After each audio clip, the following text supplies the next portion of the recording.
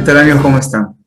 Vamos a realizar ahorita la resolución de este examen de San Marcos que se da en la PRE, que tiene preguntas de la primera parte del curso, ¿no? De distribución electrónica, enlace químico, por ahí también materia, y vamos a analizar los enunciados y recordar, ¿bien? Y sobre todo, los que han dado su examen pueden cotejar y los que van a postular ahora en septiembre San Marcos pueden también practicar con estas clases. Voy a dejar el video, perdón, voy a dejar el examen en un link en la descripción del video. Bien, ahí van a encontrar, lo pueden descargar también. A ver, vamos a leer por acá, muchachos, esta primera pregunta que dice. El gas natural vehicular GNV es una mezcla de hidrocarburos, cuyo componente principal es el metal. Esta mezcla posee una densidad de tantos kilogramos por metro cúbico, a tanta temperatura. Para ser utilizado, es necesario colocarlo en cilindros de 323 milímetros de diámetro.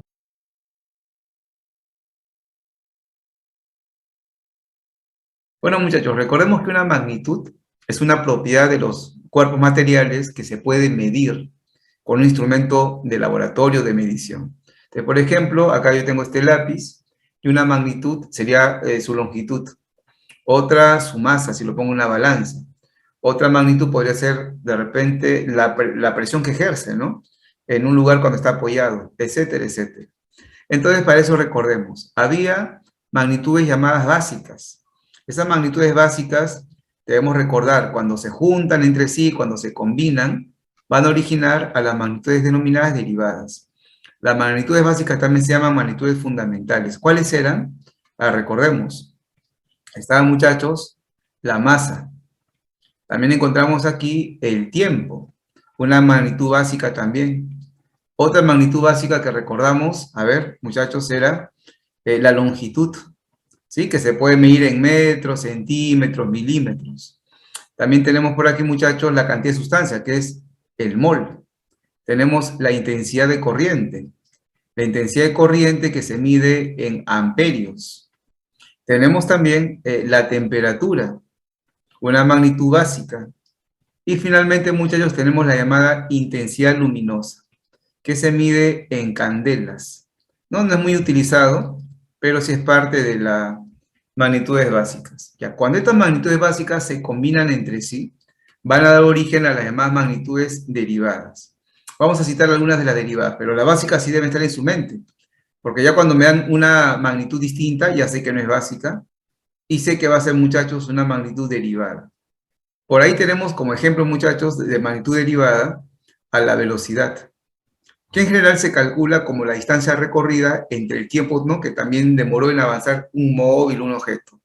Y distancia es longitud, lo que tenemos por acá, y entre tiempo. Entonces, cuando combinamos las magnitudes básicas, salen las derivadas. También acá tenemos, muchachos, el volumen que un cuerpo utiliza en el espacio. Tenemos también, por ejemplo, la densidad. ¿Ok? También tenemos ahí, muchachos, a la fuerza, etcétera, etcétera. Entonces, todas las magnitudes que no estén en las llamadas básicas son derivadas. Vamos leyendo el texto para identificar a estas magnitudes y señalarlas. A ver. Dice, la mezcla posee una densidad. Esta densidad ya significa magnitud derivada, ¿no? Acaba una. A 15 grados centígrados, esta es temperatura.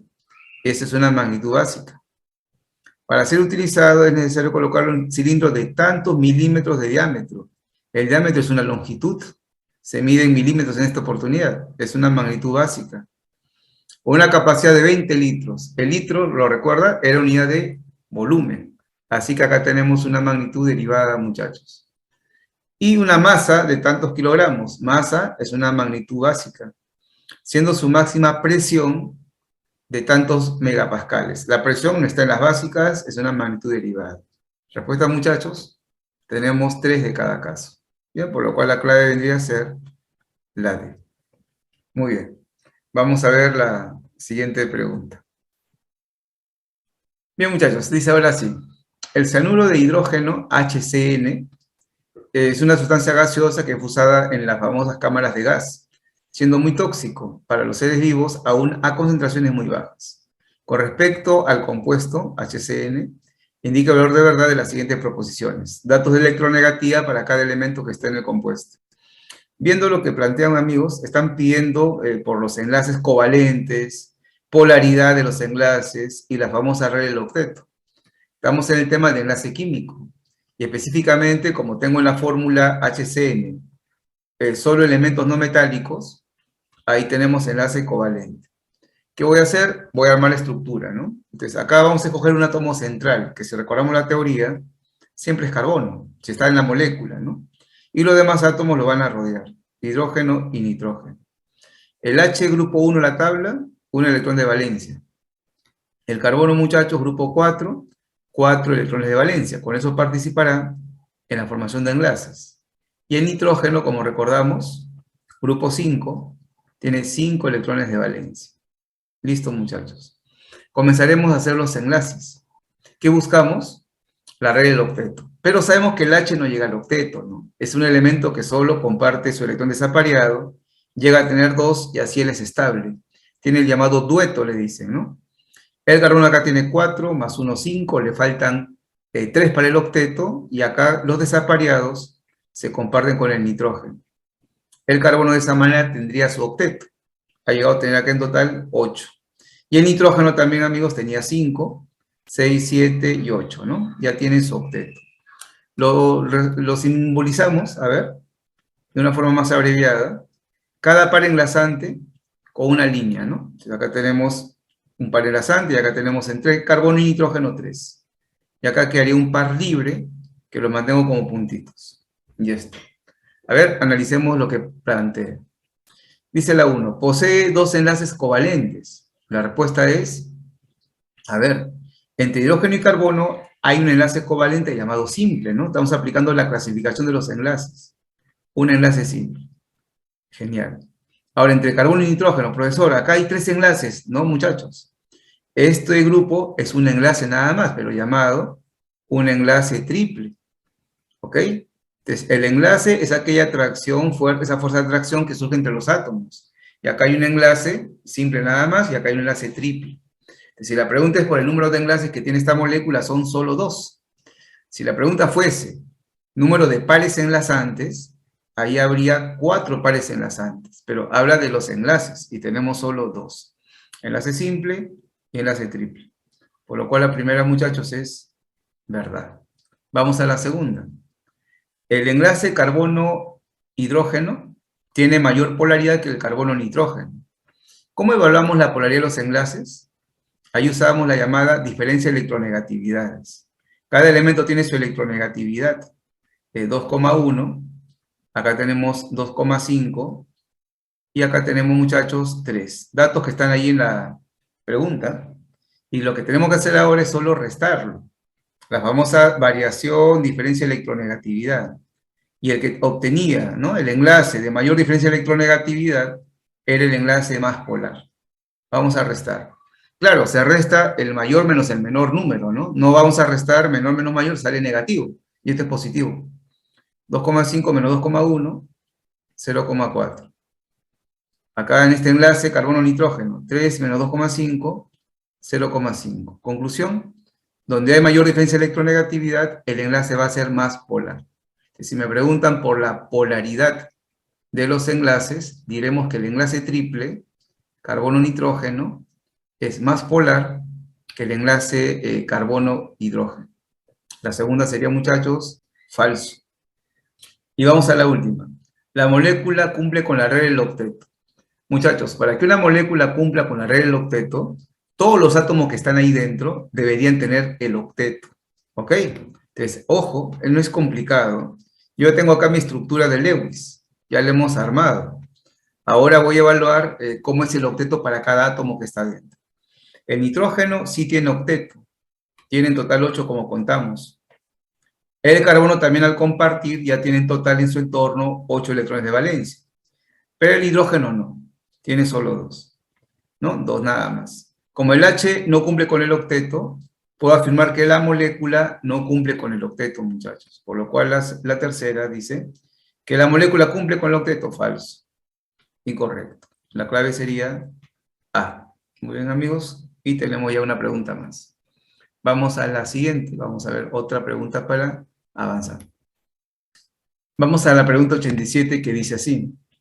Investigadores de diversas universidades determinaron que uno de los componentes del perejil es la luteolina.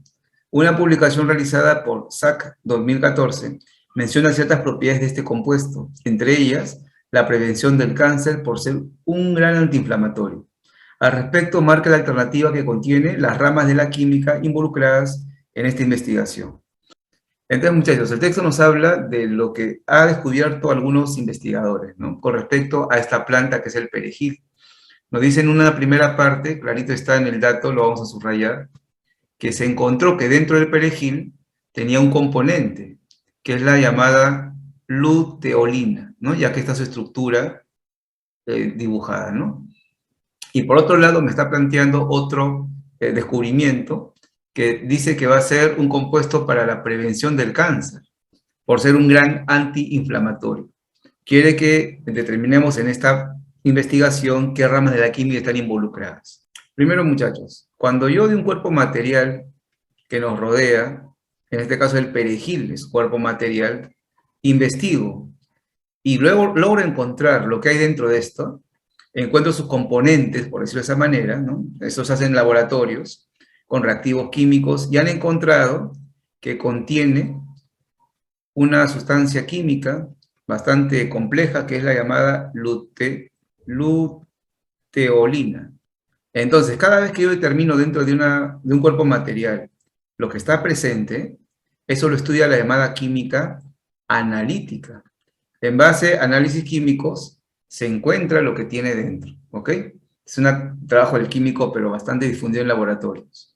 Así podríamos decir también, ¿no? En el aire se determinó que se contiene oxígeno, nitrógeno, CO2. Ese es análisis químico, química analítica, lo que contiene un cuerpo material. Y luego dice que se ha encontrado que sirve como prevención del cáncer. ¿Y cómo se encuentra eso? Bueno, estamos ahí aplicando la sustancia química o el material en un organismo, ¿sí? Es antiinflamatorio, lo han comprobado poniéndolo en acción en un organismo, ¿no? No hay otra forma de saber que es antiinflamatorio. Están vinculando la química con los seres vivos. Para darse cuenta que previene el cáncer, lo están vinculando con nosotros. Entonces, ahí entra, muchachos, la rama llamada bioquímica. El uso de sustancias químicas en organismos. Ahí tenemos, por ejemplo, medicamentos, ¿no? Por ahí. Y como esta sustancia que ayuda a prevenir el cáncer. Así que tenemos ya las dos ramas señaladas y la respuesta sería la B. ¿Bien? Esa es, amigos. Muy bien. Por ejemplo, la química orgánica, que está como una alternativa, eso investigaría más o se vincula con la síntesis de compuestos orgánicos, ¿no? La formación de compuestos del carbono. No está en el texto ahí. Bien, muchachos, vamos avanzando a la siguiente pregunta. El osmio es el metal de mayor densidad. Tiene un peso atómico de 76 en su estado neutro y presenta la siguiente configuración electrónica, ¿no? Que acá está. No se aprecia bien, acá lo tengo ya distribuido con más claridad. Marque la alternativa correcta, eso es importante tenerlo en cuenta, muchachos, que corresponde a este metal mencionado. Tema de distribución electrónica, ¿no? A ver, esa es la primera. Es un elemento de transición interna. No se olvide que los elementos de transición son del grupo B, ¿no? Elemento de transición, grupo B. Ya está. Pero si ese elemento del grupo B tenía la finalización en sus niveles difusos, era una posibilidad, y la otra era que termine en sus niveles F. Todo elemento de transición llamado del grupo B tiene esa finalización. Ahora, cuando acaba en F se le añade un término, ¿no? Que sería elemento de transición interna. Es lo que estaban abajo de la tabla periódica, ¿no? Los lantánidos y actínidos. Entonces, solamente cuando acaba en F se le da esa denominación adicional, transición interna. Si acaba en D, solamente elemento de transición. Como acaba en D, sería elemento de transición, no transición interna.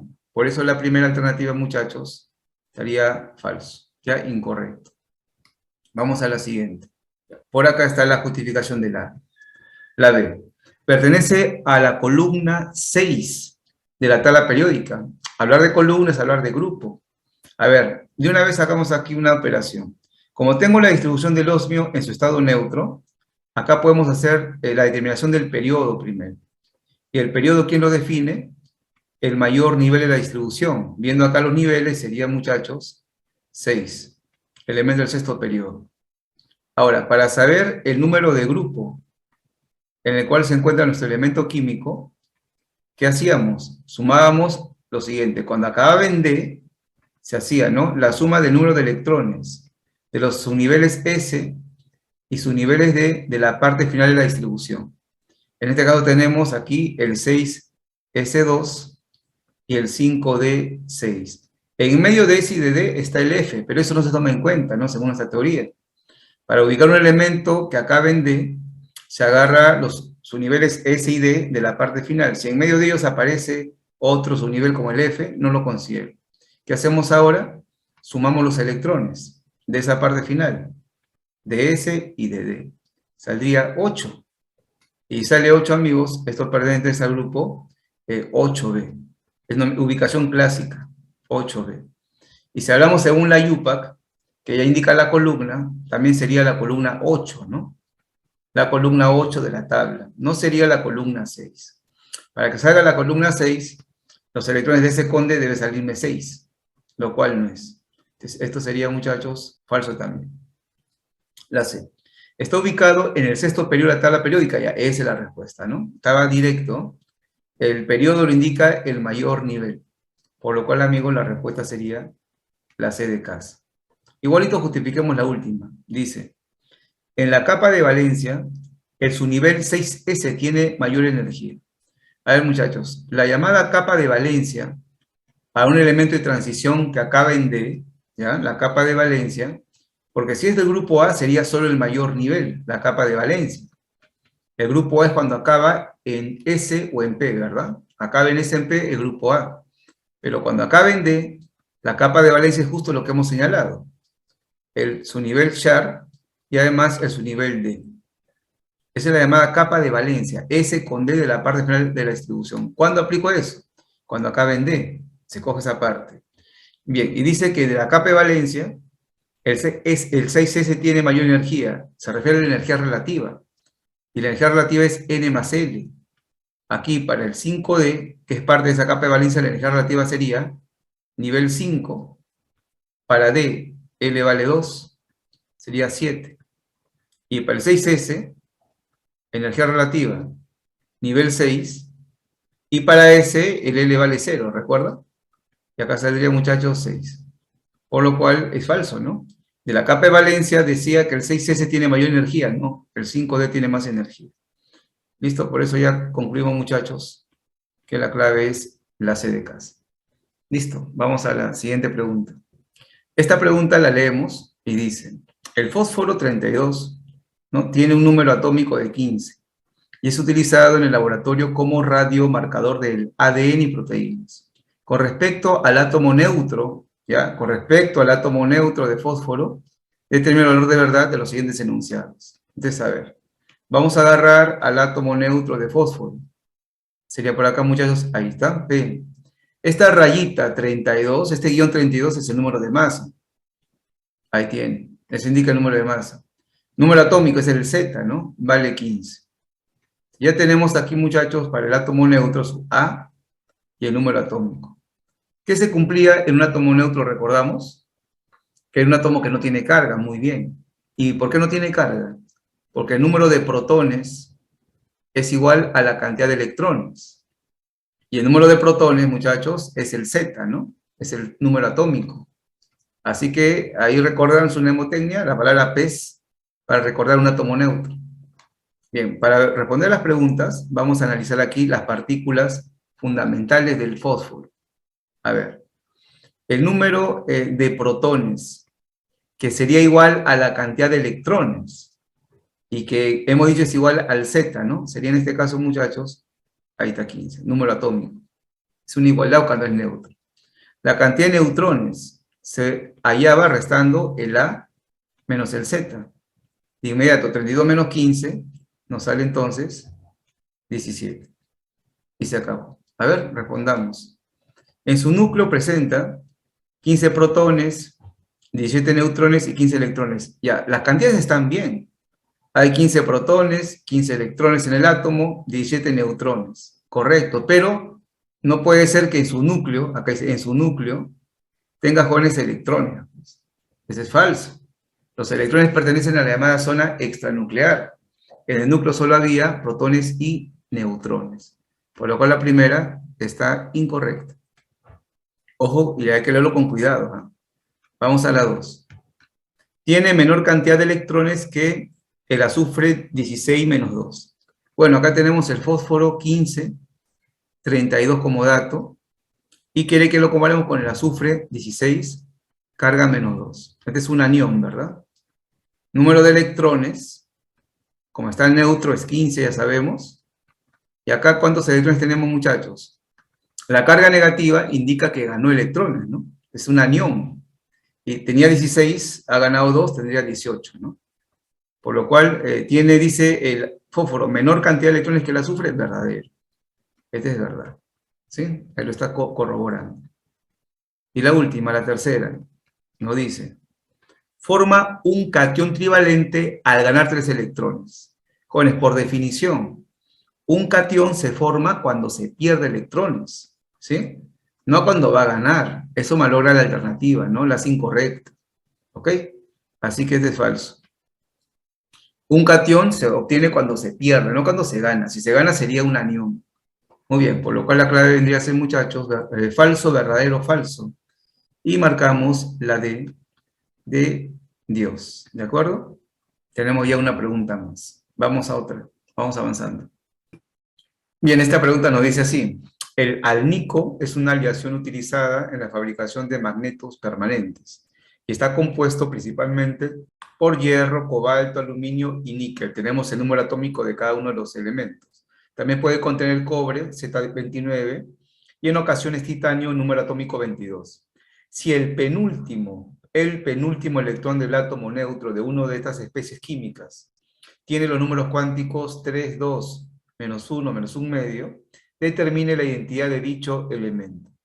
Bien, muchachos, vamos a poner aquí los datos que nos han proporcionado. Nos hablan de un elemento de los mencionados y que su penúltimo electrón tiene estos números cuánticos. Así que vamos a proceder a dar la información. A ver, tenemos aquí un elemento desconocido cuyo penúltimo electrón presenta esta información de la zona extranuclear, su llamado números cuánticos.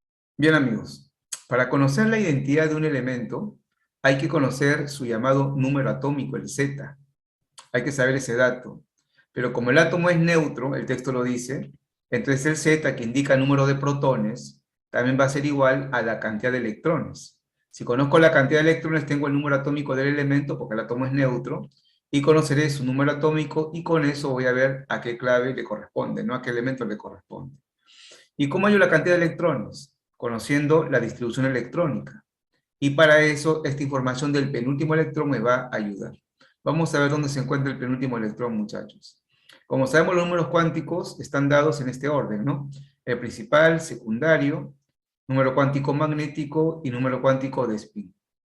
¿Qué voy a hacer con ello? Determinar la ubicación. Nivel 3 y L2. Recordemos que el número cuántico secundario tomaba 4 valores, 0, 1, 2 y 3. Y cada uno de ellos indicaba un subnivel. Su nivel S, P, D y el F. De acuerdo a ello, ubicamos que nuestro penúltimo electrón se encuentra N3L2, sería en el subnivel 3D.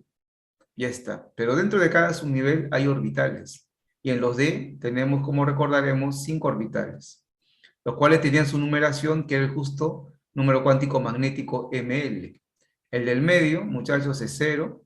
A la izquierda lo negativo, ahí lo tiene. A la derecha lo positivo, ¿no? Acá está más 1 y más 2. Muy bien. Ahora vamos a ver dónde está nuestro penúltimo electrón. Dice en menos 1. Entonces, ese penúltimo electrón se encuentra acá. Aquí está, en ese orbital. Pero hay dos opciones, que esté hacia arriba o hacia abajo, ¿no? Spin hacia arriba, giro antihorario, spin hacia abajo, giro horario. Y acá nos dicen el spin va a ser menos 1 medio. Eso significa que el electrón se encuentra con spin horario, ¿no? Hacia abajo. Así va a ser. Pero para llegar a colocar ese electrón, que es el que está representando estos números, ¿no? Ese electrón, Nivel 3, su nivel L igual a 2D, orbital menos 1 acá adentro, spin menos 1 medio hacia abajo. Para llegar ahí, como sabemos, no podemos colocarlo de frente, ¿no? Primero que tenemos que hacer, colocar uno hacia arriba en cada orbital. Principio de máxima multiplicidad, ¿no? 3, 4, 5, 6, y aquí estaría, ¿no? 7. Ese sería el penúltimo electrón, amigos. Este es el penúltimo. Por lo cual le agrego uno más y ya tenemos el último electrón del átomo, ¿no? Conclusión, sabiendo dónde está el penúltimo electrón, le añado uno más, ¿no? Al que sigue. Ya tengo el último electrón, este sería el último. Y ahí frenamos el llenado de los subniveles, ¿no? Del orbital que estamos aquí completando. Y entonces nuestro átomo termina en 3D, contamos los electrones, muchachos, sería 8, ¿verdad? 3 de 8. Hacemos la distribución hasta ese lugar y contamos todos los electrones. Voy a hacer todo el camino. Es 1s2, 2s2, 2p6, 3s2, 3p6, 4s2, y ahí justo llega el 3D y 8. Sumamos ahora todos los electrones de nuestro átomo, muchachos, y la cantidad nos sale en total 28. Por ende, el número atómico sería 28 y corresponde al elemento níquel. La clave sería A. ¿Ok? Identificamos nuestro elemento que está mencionado. Bien, muchachos, ahora sí, vamos a la última pregunta. Bien, muchachos, nos faltaba esta pregunta que dice así, desde el tema, si lo ven, de materia. El peróxido de hidrógeno es el componente principal del agua oxigenada, utilizada como blanqueador y desinfectante. Muy bien. Al igual que el agua, está formado por hidrógeno y oxígeno. ¿Ya? Hay dos elementos químicos que forman el peróxido y el agua, pero en diferentes proporciones. Al respecto, determina el valor de verdad de los siguientes enunciados. Entonces, acá vamos a ir describiendo un poquito lo que dice el texto, ¿no? Dice, el peróxido de hidrógeno es el componente principal del agua oxigenada. Entonces, en el agua oxigenada que tenemos en casa, que ayuda, ¿no?, a desinfectar heridas, esta agua no solo tiene un componente, una sustancia. O acá me dice, ¿no? El peróxido de hidrógeno, que alguno lo recordará, es así. Ahí está. Dice, es el componente principal del agua oxigenada. No, no es lo único, ¿no? Y si alguien recuerda, el agua oxigenada también tiene H2O. Ya está. Entonces, podría yo plantear que el agua oxigenada tiene dentro dos compuestos químicos, ¿no? ¿Cuándo se dice compuesto químico? Cuando en la composición tenemos átomos de elementos diferentes. Entonces, acá tenemos dos compuestos que el texto también indica, ¿no? Habla del peróxido y más adelante habla del agua. Muy bien. Ahora, nos dice por otro lado, al igual que el agua, está formada por hidrógeno y oxígeno. Ya, cuando me dice hidrógeno y oxígeno así solito, está hablando de sustancias llamadas elementales, porque son elementos de la tabla periódica. Bien, sustancias elementales. Y resulta que algunos elementos químicos van a ser diatómicos. No todos, por ejemplo, los gases nobles, ellos son monoatómicos, ¿no? El helio se escribe solo de esa manera. El argón también así. En cambio, hay sustancias elementales diatómicas, muy frecuentes. Los átomos se unen de dos en dos para existir, ¿bien? Debido que así van a ser estables. ¿Quiénes son? Por ejemplo, el oxígeno, se debe escribir de esa manera, el nitrógeno, de esta manera, el hidrógeno, así muchachos, el cloro también de esa forma, y el flúor, ¿no? Son sustancias diatómicas que vamos a encontrar. Hay otros más, ¿no? Como el bromo, el yodo también. Bien, entonces acá se menciona en el texto que está formado por hidrógeno y oxígeno. Ya está, hidrógeno y oxígeno. Elementos diatómicos. Vamos a ver las alternativas. Se mencionan dos sustancias compuestas, claro, el peróxido y el agua, dos compuestos, y dos sustancias elementales. Así, muchachos, habla de estos elementos en el texto, ¿no? Hidrógeno y oxígeno. La primera sería verdad. ¿El agua oxigenada es una mezcla? Sí. Una mezcla es cuando tenemos reunidas dos o más sustancias. ¿Ok? Y acá tiene principalmente dos componentes. La 3. Hidrógeno y oxígeno son sustancias diatómicas. Así es. Cada una de ellas está formado por dos átomos. Por lo cual, amigos, todo está correcto. La clave sería la B.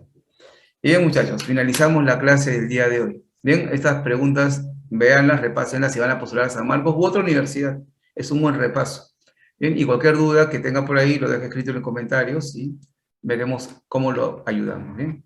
No se olviden, estoy dejando el examen en el link en la caja de descripción del video. Ahí está el link para que lo pueda descargar si desea todo el examen, ¿no? Nos vemos, cuídense mucho.